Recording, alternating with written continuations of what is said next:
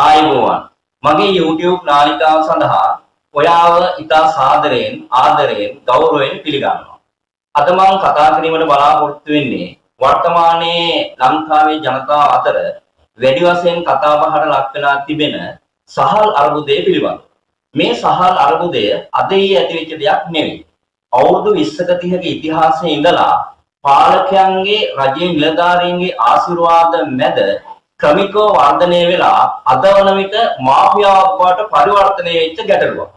අපි කවුරුත් දන්නවා එදා රජ දවස දියුණු ආර්ථාක්ෂණයක් යටතේ සහලින් ස්වයංපෝෂිත වුණ පෙරදිග ධාන්‍යාගාරය ලෙස හැඳුන්වූ රට තමයි ශ්‍රී ලංකාව කියන්නේ. නමුත් අද ලංකාවේ බත්පත් ප්‍රශ්නයක් වෙලා. හැබැයි මහ බැංකුවේ වාර්ෂික වාර්තාව පෙන්වා දෙන්නේ අදත් වසරක ජනතාවගේ පරිභෝජනයට අවශ්‍ය වී ප්‍රමාණයට වඩා වැඩි වී ප්‍රමාණයක් නිෂ්පාදනය වෙන රටක් විදිහට. එහෙනම් ඇයි මේ සහල් හිඟයක් මතුවන්නේ? මෙතන මොකක් හරි රහසක් තියෙනවා. ඕනෑම ප්‍රශ්නයක් විසඳා ගන්න ඉස්සෙල්ලා ඒ ප්‍රශ්නය හොඳින් හඳුනා ගන්න ඕන. ඒ නිසා මේ සහල් ගැටලුව ඇති වෙන්නේ ඇයි? ඒ ගැටලුවට බලපාන සාධක මොනවාද? ඒ ගැටලුව විසඳාගන්නේ කොහොමද කියන එක ආකාරය පිළිබඳව මම ඉතා සවිස්තරාත්මකව ඔබට පැහැදිලි කිරීමක් කරන්නයි සූදානම් වෙන්නේ. හැබැයි මේ සඳහා මට ආර්ථික විද්‍යාත්මක සංකල්ප භාවිතා කරන්න වෙනවා. ඒ වුණාට ආර්ථික විද්‍යාව විෂය නොදන්නා කෙනෙකුට උනත් ඉතා හොඳින් තේරෙන විදිහට සරලව මේ පැහැදිලි කරන්න මම බලාපොරොත්තු වෙනවා. වී වෙළඳපොළ හා සහල් වෙළඳපොළ කියලා වෙළඳපොළවල වර්ග දෙකක් තියෙනවා. වී වෙළඳපොළ කියන්නේ වී සැපියුම්කරුවන් හා වී ඉල්ලුම්කරුවන් හමු වෙලා ගනුදෙනු කරන වෙළඳපොළ. මෙහිදී වී සැපියුම්කරුවන් ලෙස සලකන්නේ වී වගා කරන ගොවියන්. වී ඉල්ලුම්කරුවන් ලෙස සලකන්නේ ගොවියාගෙන් එම වී මිලදී ගන්නා අතරමැදියන්. ඒ කියන්නේ සුළු පරිමාණ, මධ්‍ය පරිමාණ හා මහා පරිමාණ මෝල් හිමියන්. සහල් වෙළඳපොළ කියන්නේ සහල් ඉල්ලුම්කරුවන් හා සහල් සැපියුම්කරුවන් මුණ ගැහිලා ගනුදෙනු කරන වෙළඳපොළ. සහල් ඉල්ලුම්කරුවන් කියලා කියන්නේ සහල් මිලදී ගන්නා පාරිභෝගිකයන්. ඒ කියන්නේ සාමාන්‍ය ජනතාව.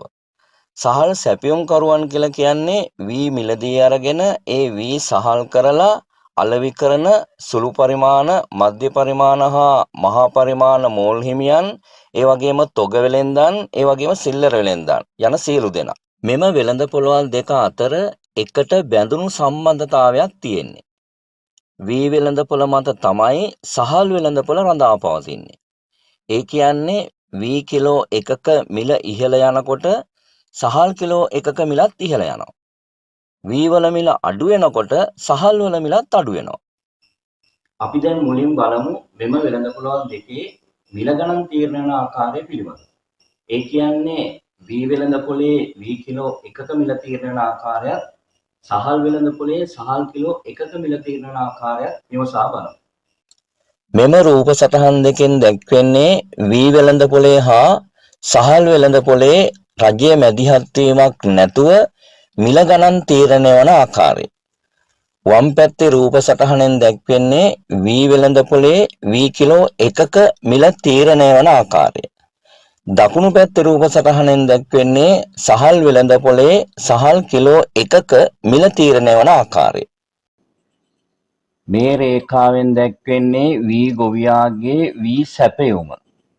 මේ රේඛාවෙන් දැක්වෙන්නේ ඒ වී සඳහා සුළු පරිමාණ, මධ්‍ය පරිමාණ හා මහා පරිමාණ මෝල් හිමියන්ගේ වී ඉල්ලුම. මේ ඉල්ලුම් රේඛාව හා සැපයුම් රේඛාව මෙතනදී සමාන වෙලා වී කිලෝ එකක මිල රුපියල් 115 ලෙස තීරණය වෙලා තියෙනවා. අපි මේ අවස්ථාවේදී උපකල්පනය කරමු මේ 115 කියන මිල වී ගොවියාට සාධාරණ වූ මිලක්. ඒ කියන්නේ වී ගොවියා බිත්තර වී සඳහා දරන වියදම්, පොහොර සඳහා දරන වියදම්, ඇහුරුම් වියදම්, ප්‍රවාහන කුලී, සේවක කුලී, ණය සඳහා ගෙවූ පොලි, ඒ විතරක් නෙවෙයි වී ගොවියාගේ වී කිලෝ එකකින් ලැබෙන ලාභයත් මේ රුපියල් 115ට අන්තර්ගතයි. ඒ නිසා වී ගොවියා තෘප්තිමත් වන විල තමයි වී කිලෝ එකක් සඳහා රුපියල් 115 කියලා කියන්නේ. ඒ වගේම අතරමැදියනොත් ඒ කියන්නේ සුළු මධ්‍ය පරිමාණ හා මහා පරිමාණ මෝල් හිමියනුත් මේ මිලට එකඟයි. ඒ නිසා ගොවියත් අතරමැදියනුත් තෘප්තිමත් වන මිල රුපියල් 115 කියන මිල. දකුණු පැත්තේ රූප සටහනෙන් දැක්වෙන්නේ සහල් වෙළඳපොලේ සහල් කිලෝ 1ක මිල තීරණය වන ආකාරය. සහල් කිලෝ 1ක් නිෂ්පාදනය කිරීම සඳහා වී කිලෝ 1.6ක් භාවිතා වෙනවා. ඒ නිසා සහල් කිලෝ 1ක් නිෂ්පාදනය සඳහා වී වෙනුවෙන් දරන වියදම රුපියල් 184යි. ඊට අමතරව සහල් නිෂ්පාදනය සඳහා ප්‍රවාහන වියදම්, ගබඩාකරණ වියදම්, සේවක ගාස්තු, විදුලිය, දුරකථන, ලිපි ද්‍රව්‍ය වියදම්, ඒ වගේම අතරමැදියන් ලබාගත් ණය සඳහා පොලි, ඒ වගේම අතරමැදියන්ගේ ලාභ මේ සියලුම දේවල් සඳහා යන වියදම් සහල් කිලෝ 1ක් වෙනුවෙන් රුපියල් 30ක්. ඒ අනුව වෙනත් වියදම් වශයෙන් රුපියල් 30ක් එකතු වෙනවා. මේ අනුව සහල් කිලෝ 1ක් නිෂ්පාදනය කිරීම සඳහා යන මුළු වියදම රුපියල් 214යි. මෙතනදී හොඳට තේරුම් ගන්න ඕන දේ තමයි මේ රුපියල් 214 කියන මිල තුල අතරමැදියන්ගේ ලාභයත් අන්තර්ගතයි.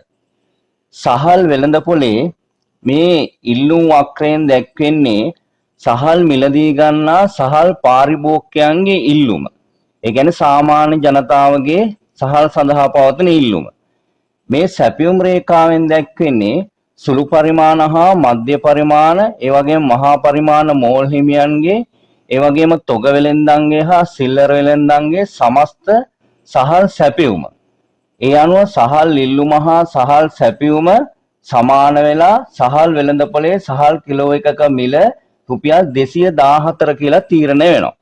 මේ 214 කියන මිල අතරමැදියන්ටත් වාසිදායකයි. ඒ කියන්නේ සුළු මධ්‍ය පරිමාණ හා මහා පරිමාණ මෝල් හිමියන්ටත් ඒ රුපියල් 214 කියන මිල සාධාරණයි. ඒ වගේම පාරිභෝගිකයාටත් ඒ රුපියල් 214 කියන මිල සාධාරණ වන මිලක්. අපි මේ තේරුම් ගත්තේ වී ගොවියාට වී කිලෝ 1ක් සඳහා සාධාරණ මිලක් ලැබෙනකොට සහල් පාරිභෝගිකයාටත් සහල් කිලෝ 1ක් සාධාරණ මිලට ලැබෙන ආකාරය පිළිබඳව. දැන් අපි ඊළඟට තේරුම් ගන්න ඕන දේ තමයි දැන් වී ගොවියා වී වගා කරලා වී අස්වැන්න ලැබෙනකොට වී වෙළඳපොළ වෙනස් වෙන්නේ කොහොමද කියන එක පිළිබඳව. වී අස්වැන්න ලැබෙනකොට වී වෙළඳපොලේ වී සැපියුම වැඩි වෙනවා. මේ සැපියුම් වක්‍රය දකුණු පැත්තට ගමන් කරනවා. මේ තියෙන නිෂ්පාදන ප්‍රමාණය 8 ඉඳලා 10 දක්වා වැඩි වෙලා. ඕනෑම නිෂ්පාදනයක සැපියුම වැඩි වෙනකොට ඒ නිෂ්පාදනයේ මිල පහළ යනවා.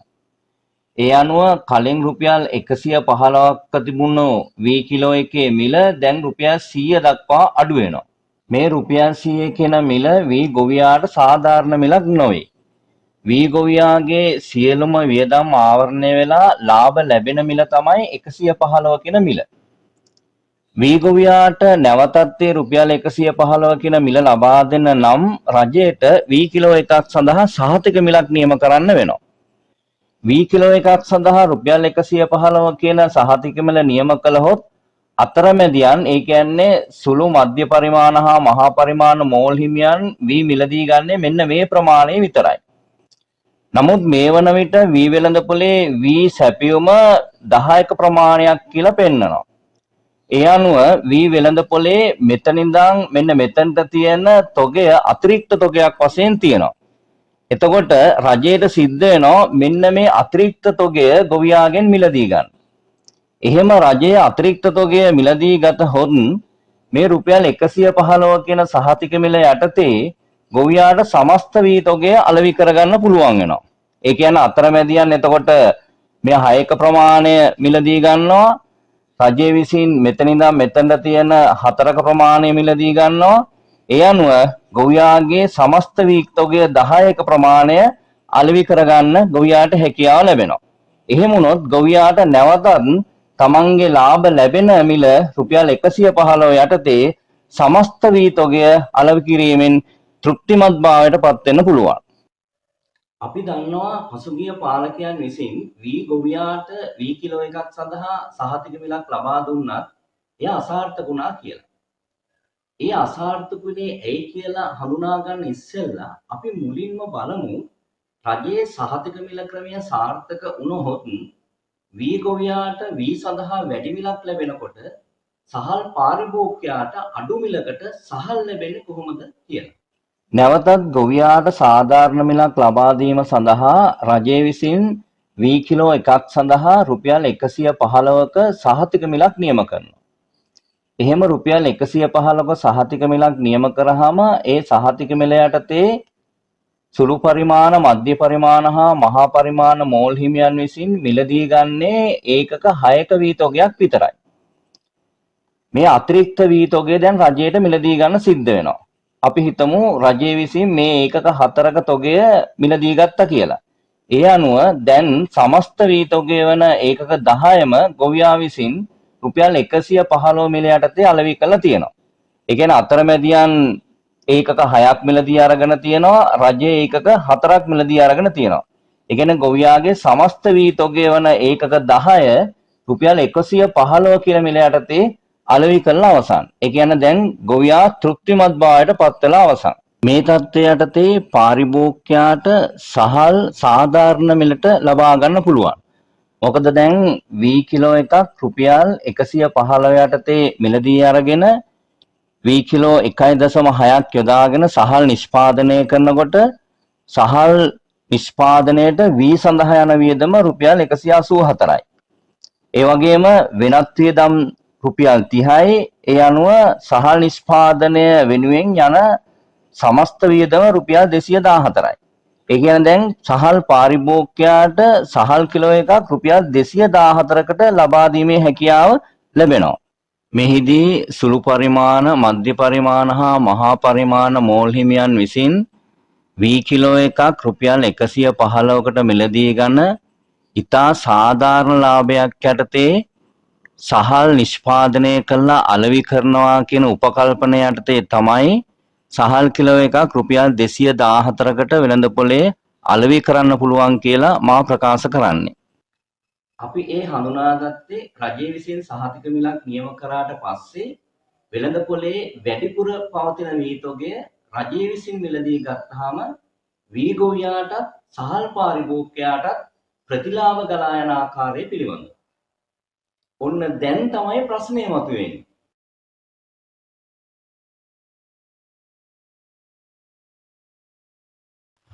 පසුගිය රජයන් විසින් වී මිලදී ගැනීමේ ක්‍රියාවලිය ඵලදායී අයුරින් සිදු නොකළ නිසා ඒ සඳහා පවතින සියලුම යටිතල පහසුකම් විනාශ වෙලයි තියෙන්නේ. අන්න ඒ නිසා අද වන විට රජයට වී මිලදී ගැනීමේ හැකියාවක් නැහැ. වී මිලදී ගැනීමේ මධ්‍යස්ථාන මේ වන විට ක්‍රියාත්මක වෙන්නේ නැහැ. ඒ නිසා එම මිලදී ගැනීමේ මධ්‍යස්ථානවල පවතින උපකරණ විනාශ වෙලා.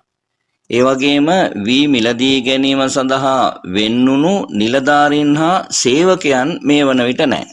ගොවීන්ගෙන් වී මිලදී අරගෙන එම වී තොග ගබඩා කරලා තියන්න පුළුවන් වී ගබඩා පහසුකම් මේ වන විට නැහැ. මොකද දිගු කාලයක් තිස්සේ එම ගබඩා භාවිතා නොකරපු නිසා එම ගබඩා ගරා වැටිලා වල් බිහි වෙලා විනාශ වෙලයි තියෙන්නේ. වී භාවිතා කරමින් සහල් නිෂ්පාදනය කිරීම සඳහා යොදා ගන්නා ඇඹරුම් යන්ත්‍ර විනාශ වෙලා. ඒ නිසා රජයට සහල් නිෂ්පාදනය කිරීමේ හැකියාවකුත් නැහැ.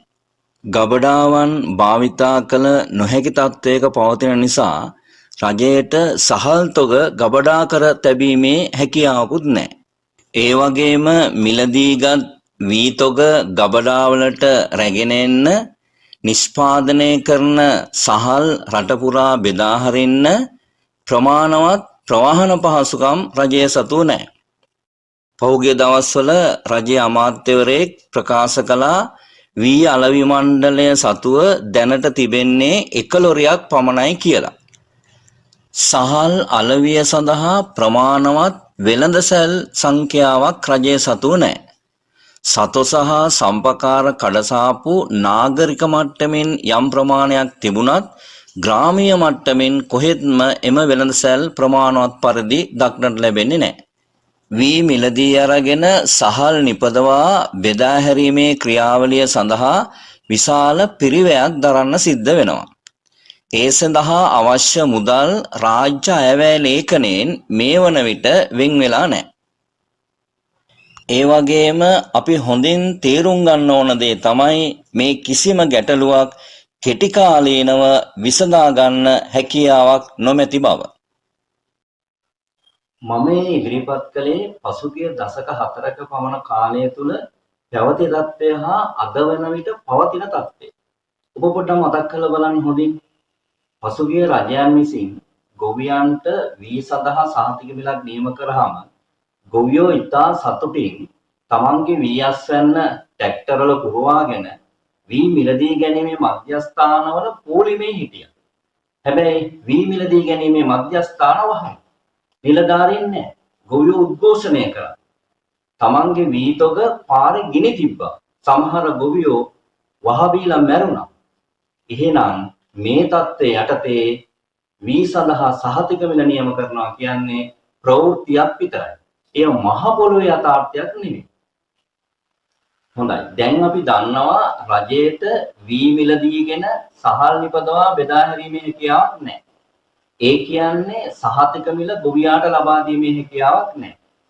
එහෙනම් අපි ඊළඟට බලමු මේ தත්ත්වයේ යටතේ වී අස්වැන්න ලැබුණාට පස්සේ වී ගොවියාට හා සහල් පාරිභෝගිකයාට මොකද වෙන්නේ කියලා. ඔන්න දැන් වී අස්වැන්න වැඩිවීම නිසා වී සැපියුම වැඩි වෙලා වී කිලෝ එකක් සඳහා වී වෙළඳපොලේ තීරණය වෙන්නේ රුපියල් 100 කියන මිල. මේ රුපියල් 100 කියන මිල වී ගොවියාට සාධාරණ මිලක් වෙන්නේ නැහැ.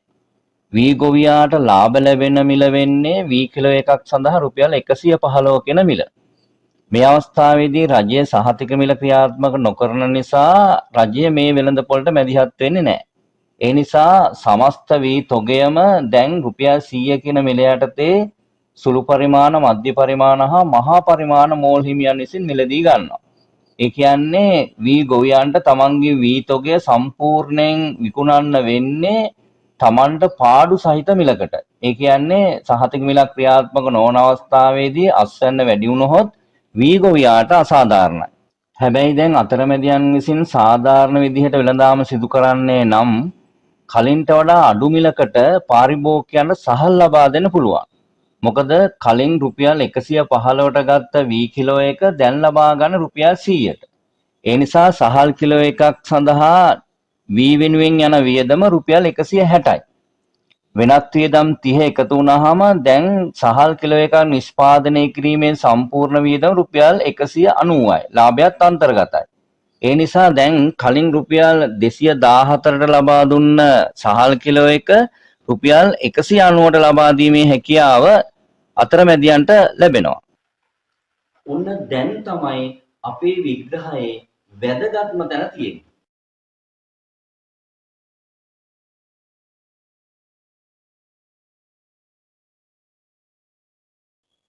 මම දැන් ඔබට පැහැදිලි කරන්නම් වසර ගණනාවක් තිස්සේ ලංකාවේ පවතින සහල් මාෆියාව කියන්නේ මොකක්ද කියලා. වී ගොවීන්ගෙන් වී මිලදී අරගෙන සහල් නිෂ්පාදනය කළා රට පුරා බෙදා හරින සුළු පරිමාණ, මධ්‍ය පරිමාණ හා මහා පරිමාණ වශයෙන් මෝල් හිමියන් පිරිසක් ඉන්නවා. සුළු පරිමාණ හා මධ්‍ය පරිමාණ මෝල් හිමියන් විශාල සංඛ්‍යාවක් ඉන්නවා. ඒ වුණාට මහා පරිමාණ මෝල් හිමියන් ඉන්නේ 3-4 දෙනෙක් විතරයි. හැබැයි මේ මහා පරිමාණ මෝල් හිමියන් ළඟ තියෙනවා මාස 6කටත් වඩා වැඩි කාලයක් තුල වී සහ සහල් ගබඩා කරලා තියන්න පුළුවන් මහා විශාල පරිමාණයේ ගබඩා පහසුකම්. ඒ වගේම නවීන දියුණු තාක්ෂණික මෙවලම් සහිත යන්ත්‍රෝපකරණ පවතිනවා. ඒ විතරක් නෙවෙයි සහල් නිෂ්පාදනය කළ රට පුරා බෙදා හරින්න පුළුවන් දියුණු ප්‍රවාහන පද්ධතියක් පවතිනවා. මොවුන් මහා පරිමාණ ව්‍යාපාරිකයන් බවට පත් වුණේ අද ඊයේ නෙවෙයි. රජයේ හා රාජ්‍ය නිලධාරීන්ගේ උදව් උපකාර මත රජයෙන් විශාල වශයෙන් ණය ලබාගෙන ඔවුන් කළේ මෙම ප්‍රාර්ථනාවත්කම් ටික ගොඩනගා ගන්න එක තමයි. මේ මහා පරිමාණ ව්‍යාපාරිකයන් තමයි වී වෙළඳපොලේ හා සහල් වෙළඳපොලේ මිල තීරණය කරන්නේ. මේකට ආර්ථික විද්‍යාවේ කියන්නේ කතිපයාධිකාරී වෙළඳපොළ තත්ත්වයක් කියලා. මේ මහා පරිමාණ ව්‍යාපාරිකයන් මේ වෙළඳපොළ හසුරුවමින් ඒ කියන්නේ වී වෙළඳපොළ හා සහල් වෙළඳපොළ හසුරුවමින් දෙආකාරයකට අධික ලාභ උපයනවා. වී ගොවියා හා සහල් පාරිභෝගිකයා සූරාකමින් ලාභ ඉපීම. වී ගොවියා සනසමින් සහල් පාරිභෝගිකයා සූරාකමින් ලාභ ඉපීම. අපි මුලින්ම බලමු වී ගොවියා සහ සහල් පාරිභෝගිකයා යන දෙන්නාම සූරාකමින් අතරමැදියන් ලාභ උපයන හැටි. මම මුලින්ම ඔබට පැහැදිලි කරන්නම් වී ගොවියාව සූරා කරන හැටි. දැන් වී අස්වැන්න ලැබිලා වී සැපියුම වැඩි වුණාම වී වෙළඳපොලේ වී කිලෝ එකේ මිල රුපියල් 100ක් දක්වා අඩු වෙනවා. දැන් වී ගොවියාට ලාභ ලැබෙන මිල තමයි රුපියල් 115 කියන මිල. නමුත් දැන් වී ගොවියාට මේ වී තොගය විකුණන්න වෙන්නේ රුපියල් 100 කියන මිලට. සුළු පරිමාණ, මධ්‍ය පරිමාණ හා මහා පරිමාණ මෝල් හිමියන් මේ වී තොගය මිලදී ගන්නේ දැන් රුපියල් 100 ගානේ. ඒ කියන්නේ වී ගොවියාට පාඩු ලැබෙන මිලක් යටතේ තමයි දැන් මේ අතරමැදියන් මේ වී තොගය මිලදී ගන්නෙ. ගොවියන්ට කරන්න දෙයක් නැහැ. තමන්ගේ වී ටික විකුණ ගන්න ඕන නිසා පාඩු පිට රුපියල් 100ට වී තොගය විකුණනවා. මේකෙන් ඔබට පැහැදිලි මේ මෝල් හිමියන් විසින් ගොවියාව සූරා කරන ආකාරය. මම ඊළඟට ඔබට පෙන්වා දෙන්නම් මේ මහා පරිමාණ ව්‍යාපාරිකයන් විසින් සහල් පාරිභෝගිකයා සූරා කරන හැටි. දැන් වී වෙළඳපොලෙන් වී කිලෝ එකක් රුපියල් 100කට ලබා ගන්න පුළුවන් නිසා සහල් නිෂ්පාදනය සඳහා වැය වෙන්නේ රුපියල් 190ක මිලක් ලාභය සහිතව.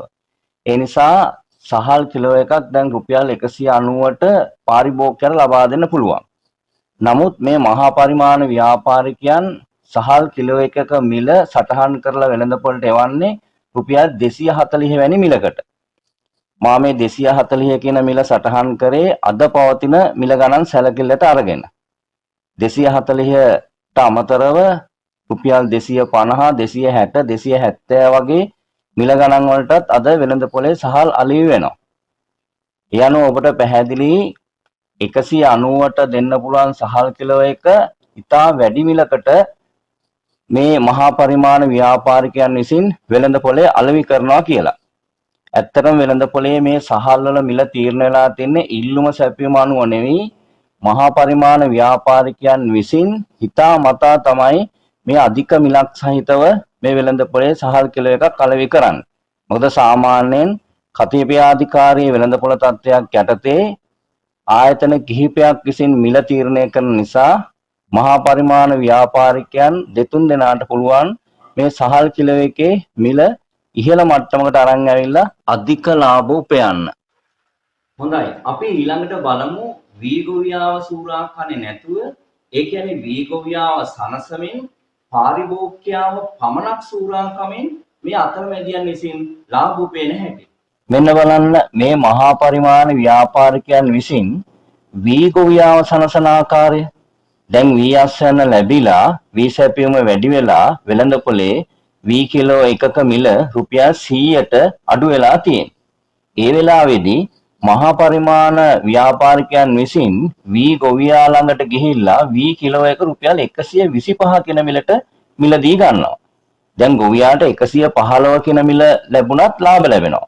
නමුත් දැන් 125ට විකුණ ගන්න මේ වී කිලෝ එක හැකියාව ගොවියාට ලැබෙන නිසා ගොවියා ඉතා සතුටින් තමන්ගේ වී තොගය අර මහා පරිමාණ ව්‍යාපාරිකයන්ට අලෙවි කරනවා.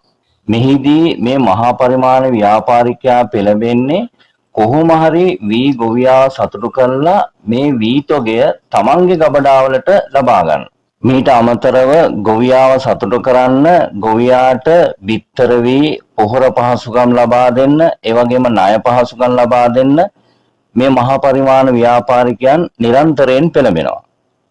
දැන් ඊළඟට වී ගොවියව ඒ විදිහට සනසලා සහල් පාරිභෝගිකයා සූරා කරනවා. දැන් වී ගොවියාගෙන් වැඩි මිලට, ඒ කියන්නේ වී කිලෝ එකක් රුපියල් 125 කියන මිලට ලබා ගන්නා නිසා සහල් කිලෝ එකක් සඳහා වී සඳහා යන වියදම රුපියල් 200ක් වෙනවා. මේ අවස්ථාවේදී සහල් කිලෝ එකක් නිෂ්පාදනය කිරීමේ මුළු වියදම රුපියල් 230යි. ඒ කියන්නේ ලාභයත් ඇතුව. දැන් එතකොට සහල් කිලෝ එකක් 230ට ලබා දෙන්න පුළුවන්කම තිබියදී සහල් කිලෝ එකක් රුපියල් 250 260 270 කියන මිල ගණන් වලට අලෙවි කරනවා.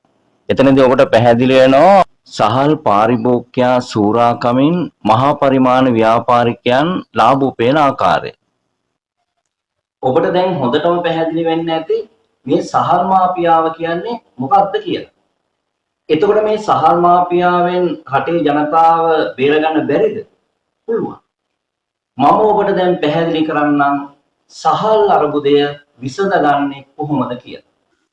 සහල් අර්බුදය සඳහා කෙටි කාලීන හා දිගු කාලීන වශයෙන් දෙආකාරයකින් විසඳුම් ලබා ගන්න පුළුවන්.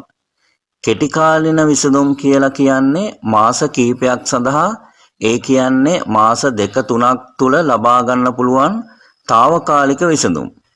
මේ කෙටි කාලීන විසඳුම් දෙකක් තියෙනවා. එකක් රජය විසින් සහල් ආනයනය කර සැපීම, අනිත් එක සලාක කූපන්පත් ක්‍රමය ක්‍රියාත්මක කිරීම. මේ සලාක කූපන්පත් ක්‍රමය අද වන විට ප්‍රායෝගිකව ක්‍රියාත්මක කරන්න අපහසුයි.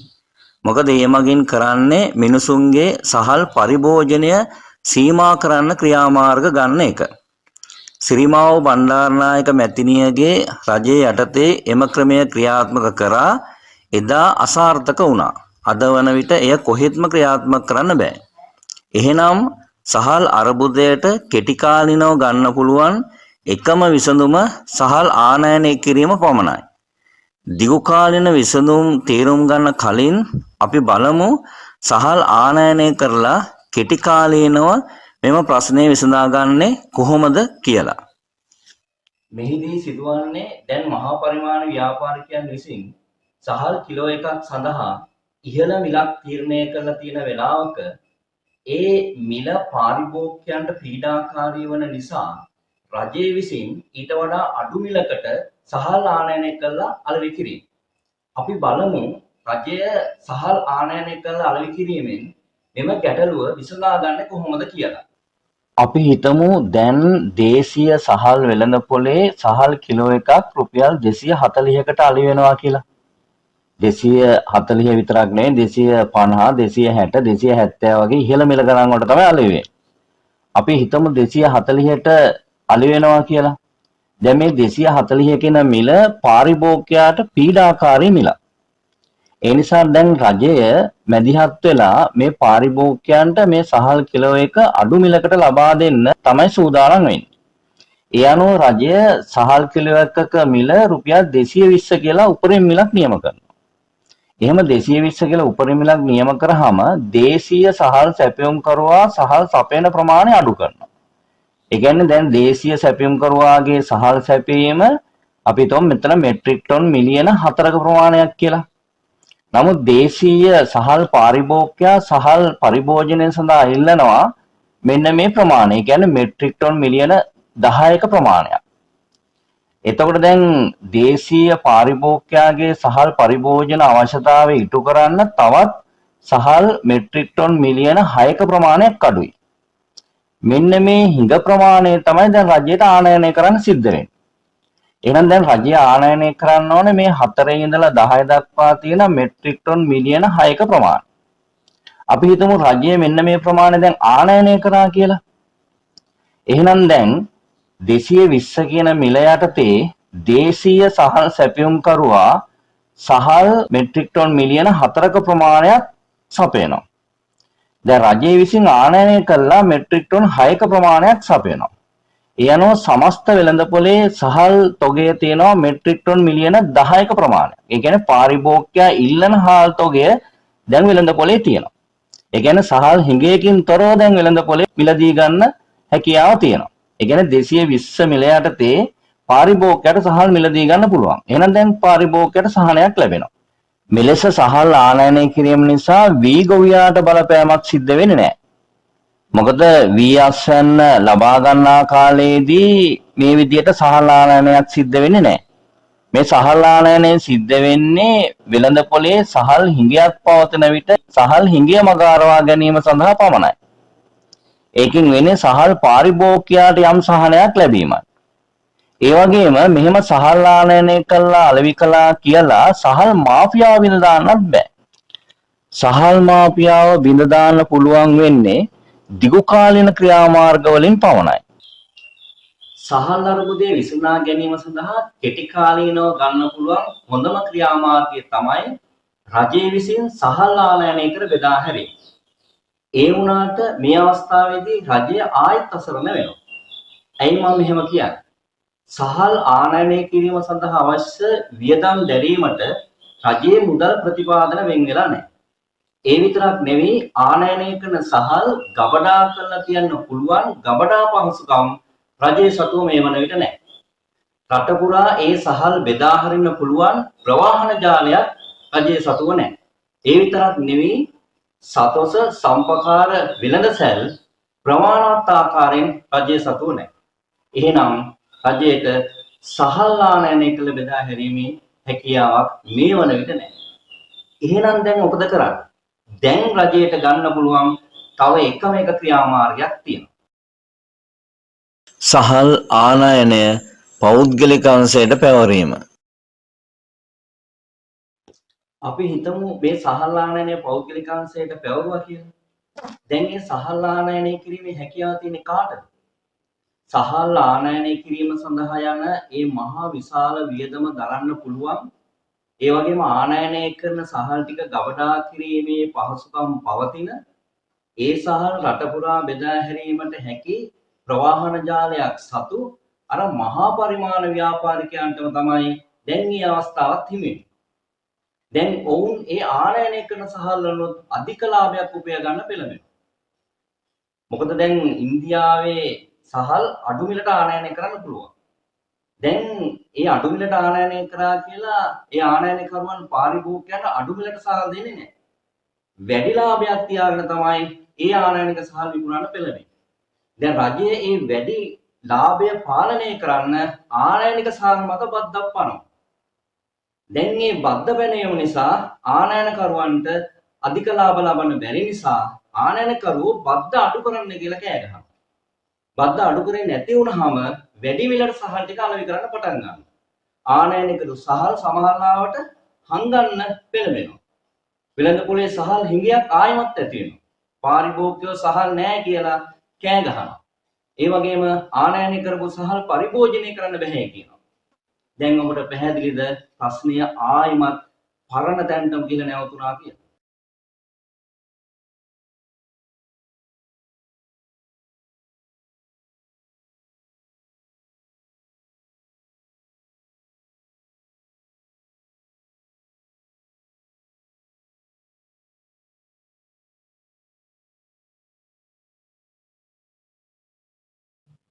ඔබ හිතනවාද ඊළඟ කන්නේ වියස්සන ලැබුණාම මෙම සහල් මාපියාව ඉවරයි කියලා? නෑ, කොහෙත්ම නෑ.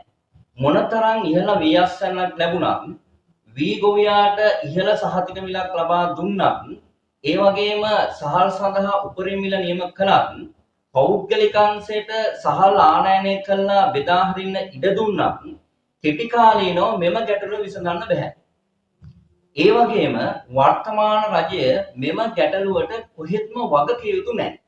දශක දෙකකටත් වැඩි කාලයක් තිස්සේ පසුගිය රජයන් විසින් නොසලකා හැරීමේ ප්‍රතිඵලයක් ලෙස බරපතල ලෙස වර්ධනය වෙච්ච ගැටලුවක් මේක. ඒ නිසා වර්තමාන රජය කළ යුත්තේ මෙම ගැටලුව විසඳා ගැනීම සඳහා පියවර ගැනීම. ඒ සඳහා කෙටි කාලින ක්‍රියාමාර්ග නොමැති නිසා දිගුකාලීන ක්‍රියාමාර්ග ගැනීමට රජය දැන් සිටම මුලපිරිය යුතුයි. සහල් ගැටලුව සඳහා දිගුකාලීන විසඳුම්. 1. වී සඳහා සහතික මිලක් නියම කිරීම. 2. සහල් සඳහා උපරිම මිලක් නියම කිරීම. 3. අතරමැදියන් සඳහා කෝටාවක් නියම කිරීම.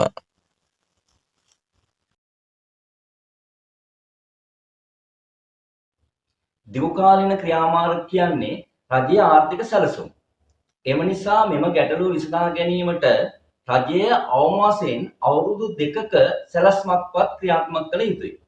අවුරුදු 2කට පස්සේ තමයි රජය මෙම නීති තුන ක්‍රියාත්මක කරන්න ඕන. එතකොට ඔබට ගැටලුවක් මතුවේවි අවුරුදු දෙකක් තිස්සේ රජය කුමක්ද කළ යුත්තේ කියලා. අවුරුදු දෙකක් තිස්සේ රජය කළ යුතු වන්නේ මෙම නීති තුන ක්‍රියාත්මක කරන්න පුළුවන් විදිහට යටිතල පහසුකම් ටික ගොඩනගා ගැනීම.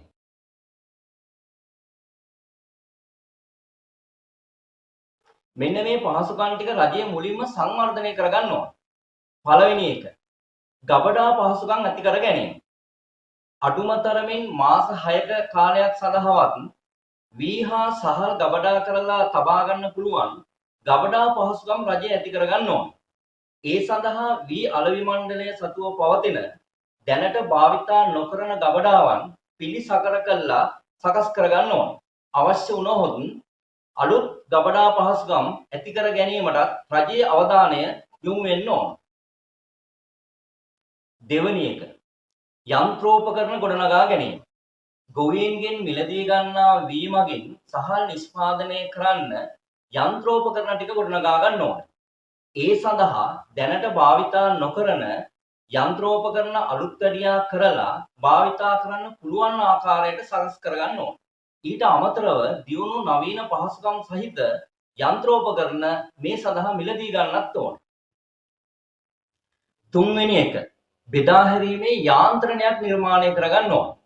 නිෂ්පාදනය කරන සහල් රට පුරා බෙදා හරින්න පුළුවන් වන ආකාරයෙන් ලොරි හා ඊට අදාළ වෙනත් ප්‍රවාහන පහසුකම් ටික ගොඩනගා ගැනීම කළ යුතුයි. හතරවෙනි එක අලවිය සැලසුම් කිරීම. මේ සඳහා සතොස සම්පකාර කඩසාප්පු භාවිතා කරන්න පුළුවන්. ඒ වගේම පෞද්ගලික තොග වෙළෙන්දන් ඒ වගේම කුට්සිටි වගේ ආයතන වලට සහල් බෙදා හැරීමේ වැඩපිළිවෙලක් සකස් කරගන්න ඕන. පස්වෙනි එක කළමනාකාරීත්වය. ඒ කියන්නේ වී මිලදී ගැනීම සහල් නිෂ්පාදනය කර බෙදා හැරීම යන සමස්ත ක්‍රියාවලිය සඳහා ඒ වෙනුවෙන්ම වෙන් වූ නිලධාරී මණ්ඩලයක් හා සේවක පිරිසක් ගොඩනගා ගන්න ඕන. මෙන්න මේ මම හඳුන්වා දුන් අවශ්‍යතා පහ අනිවාර්යයෙන් රජය ළඟා කරගත යුතුයි. අවුරුදු දෙකක කාලයක් තුලදී රජය විසින් මේ සඳහා සක්‍රීය ඵලදායී ක්‍රියාමාර්ගයක් ගන්න ඕන.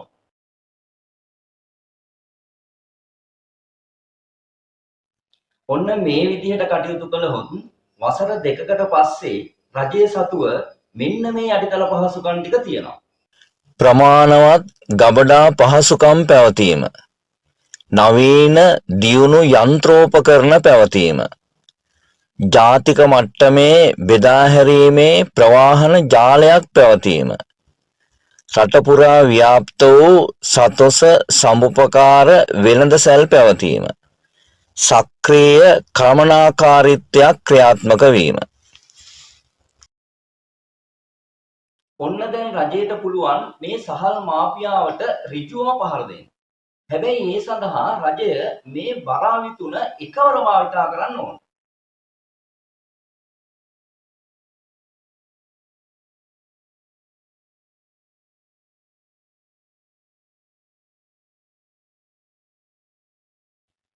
දැන් අපි බලමු පවතින අලුත් තත්ත්වයේ යටතේ මෙම ක්‍රම තුන එකින් එක ක්‍රියාත්මක වන විට සහල් ගැටලුව විසඳෙන්නේ කොහොමද කියලා.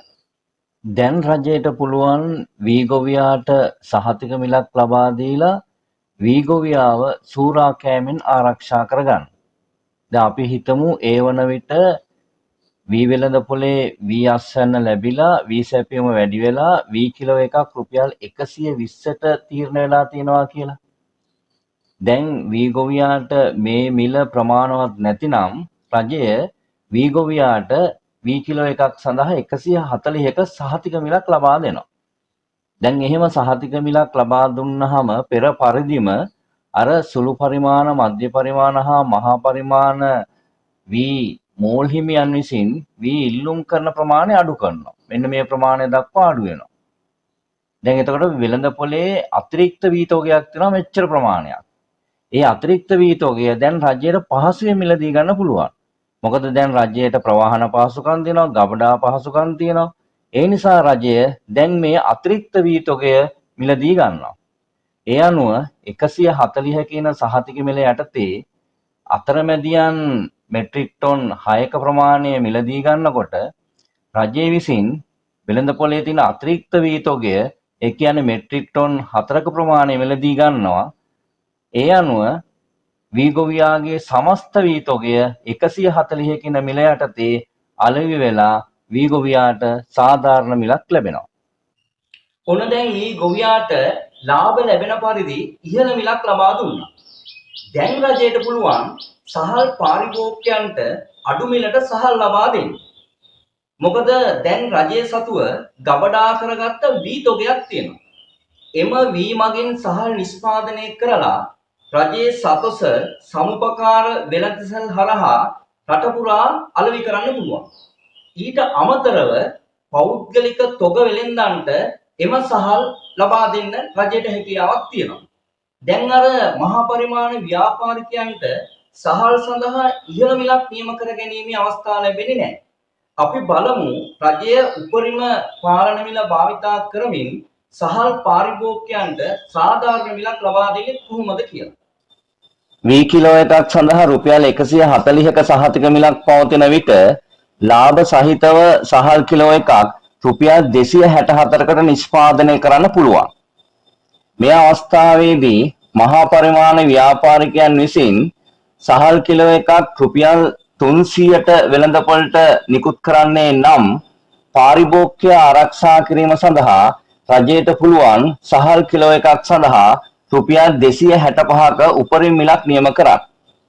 ඒ අවස්ථාවේදී පෙර පරිදිම අතරමැදියන් විසින් වෙළඳපොළට වන සහල් ප්‍රමාණය අඩු කරනවා. අපි හිතමු වෙළඳපොලේ පෞද්ගලික අංශයේ අතරමැදියන්ගේ සහල් සැපියුම මෙට්‍රික් ටොන් මිලියන 4යි කියලා. එතකොට සමස්ත සහල් ඉල්ලුම ජනතාවගේ මෙට්‍රික් ටොන් මිලියන 7යි.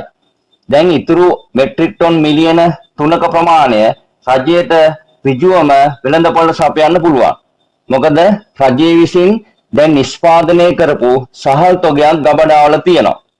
සතොස වෙළඳසැල්, සම්පකාර කඩසාප්පු, ඒ වගේම පෞද්ගලික වෙළඳසැල් හරහා රජයට පුළුවන් එම සහල් තොගය වෙළඳපොළට මුදා හරින්න. එතකොට අතරමැදියන් විසින් මෙට්‍රික් ටොන් මිලියන 4ක සහල් තොගයක් වෙළඳපොළට මුදා හරිනවා. රජය විසින් ඉතුරු මෙට්‍රික් ටොන් මිලියන 3ක සහල් ප්‍රමාණය වෙළඳපොළට මුදා හරිනවා. ඒ අනුව වෙළඳපොලේ සමස්ත සහල් තොගය මෙට්‍රික් ටොන් මිලියන 7ක් වෙනවා. ඒ කියන්නේ ජනතාවට අවශ්‍ය සහල් තොගය මේ අවස්ථාවේදී වෙළඳපොලේ පවතිනවා. සහල් හිඟයකින් තොරව ජනතාවට සහල් කිලෝ එකක් රුපියල් 265ට මිලදී ගැනීමේ හැකියාව තියෙනවා. මෙහිදී සහල් ආනයනය කිරීමේ කිසිම අවශ්‍යතාවයක් නැහැ. මේ ප්‍රමාණය දැන් සපයන්නේ රජය විසින් නිෂ්පාදනය කරන සහල්. මේ අනුව ඔබට පැහැදිලි මෙවැනි තත්ත්වයක් යටතේ පෞද්ගලික ව්‍යාපාරිකයන්ට කොහෙත්ම සහල් වැඩි මිලකට වෙළඳපොලේ අලෙවි කිරීමේ හැකියාවක් ලැබෙන්නේ නැහැ. දැන් ඔබට පැහැදිලි වුණා නේද එම ක්‍රම දෙක යටතේ සහල් ගැටලු විසඳන ආකාරය. වී ගොවියාට ලාභ ලැබෙන ඉහළ මිලක් ලැබෙනවා. ඒ වගේම සහල් පාරිභෝගිකයාට අඩු මිලට සහල් ටික ලැබෙනවා. හැබැයි මෙතනදී අර මහා පරිමාණ ව්‍යාපාරිකයන් තවත් උපාය භාවිතා කරන්න පුළුවන්. ඒ මොකද්ද දන්නවද? අර රජය විසින් නියම කළ සහතික මිලට වඩා වැඩි මිලකට වී ගොවියාගෙන් වී ටික මිලදී ගන්න පෙළඹෙන්න පුළුවන්. එහෙම වුණොත් රජය විසින් වී ගොවියාට වී ටික ගෙනත් දෙන්න කියලා කන්නලව් කරාට පළක් වෙන්නේ නැහැ. මොකද මහා පරිමාණ ව්‍යාපාරිකයෝ වී අස්වැන්න නෙලනකොට ගොවියාගේ ගොවිපළටම ගිහිලා තමයි වී ටික මිලදී ගන්න. අන්න ඒ නිසා ඒ தත්ත්වය පාලනය කරන්න තමයි ඊළඟ නීතිය ක්‍රියාත්මක කරන්න වෙන්නේ.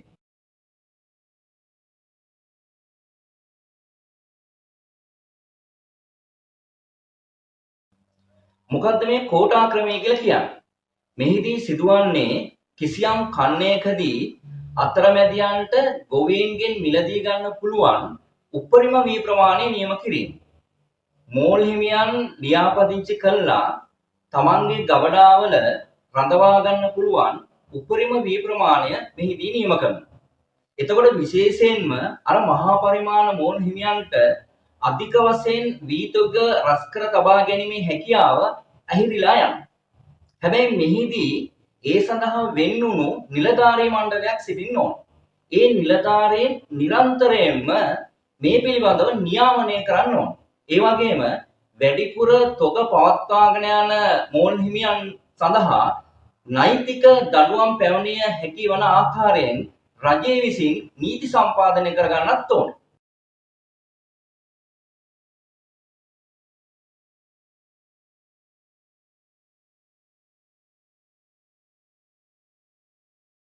හැබැයි මම මෙහිදී විශේෂයෙන්ම අවධාරණය කරනවා මේ නීති තුන එකවර ක්‍රියාත්මක කරන්න ඕන.